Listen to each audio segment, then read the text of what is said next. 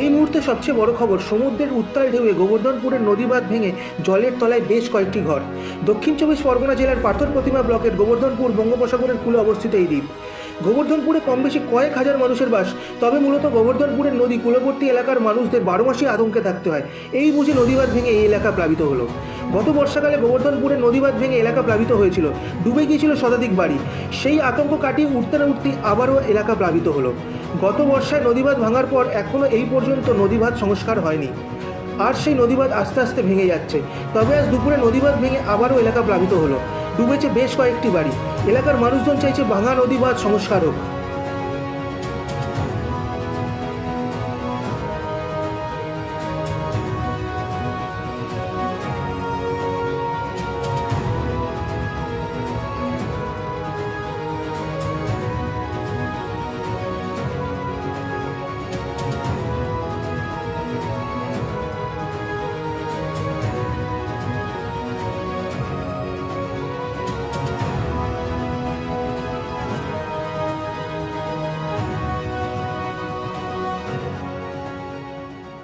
নিয়ে খুব আতঙ্কে আছি। আমরা চাইছি যেন আমাদের সুব্যবস্থা হয়।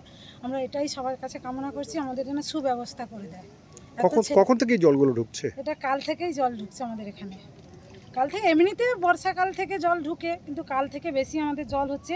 নদীবাঁধ ভেঙে আজকের এক সপ্তাহ পরপর জলটা আসছে। আজকের আমাদের বাড়িতে এসে ঢুকে গেছে। আমরা আজকের এই বাড়িতে আছি এখনও, ছেলে মেয়ে হাঁস মুরগ সব নিয়ে এখানে আছি। এখানে রাস্তায় এখন দাঁড়িয়ে যেতে হবে, আর তো বাড়িতে ঢুকতে পারবো না, যা জল জমে গেছে আমাদের বাড়িতেই রাস্তায় গিয়ে দাঁড়াতে হবে।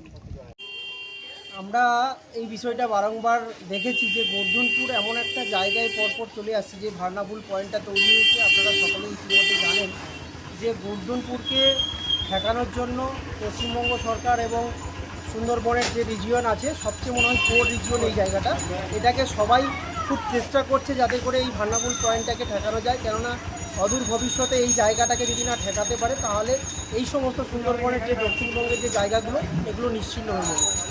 সেই কারণে নতুনভাবে একদম সম্পূর্ণ নিউ নেচারে বাঁধ করার জন্য ইতিমধ্যে পশ্চিমবঙ্গ সরকার ব্যবস্থাও নিয়েছে এবং তার জন্য অ্যালিগেশন নেওয়া হয়ে গেছে এবং এখানকার মানুষজনকে পুনর্বাসন দিয়ে নতুনভাবে বাঁধ তৈরি করার প্ল্যানিংও হয়েছে।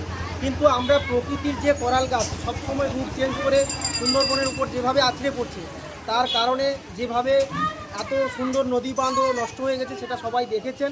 বা গভর্নমেন্ট বারে বারে চেষ্টা করছে এই জায়গাটাকে কিভাবে সুরক্ষিত করা যায়, চেষ্টা আমাদের জারি রয়েছে। এবং এই মুহূর্তে আমরা যেটা লক্ষ্য করেছি যে বাঁধ ভেঙে সত্যি অনেকটা জল প্লাবিত হয়ে গেছে এবং ওখানকার মানুষজন অনেকটাই আতঙ্কে আছে। আমরা ঊর্ধ্বতন কর্তৃপক্ষ এবং সিএমের কাছে খবরও পাঠিয়েছি যাতে করে খুব দ্রুত গতিতে এই জায়গাটাকে রিকভারি করা যায়।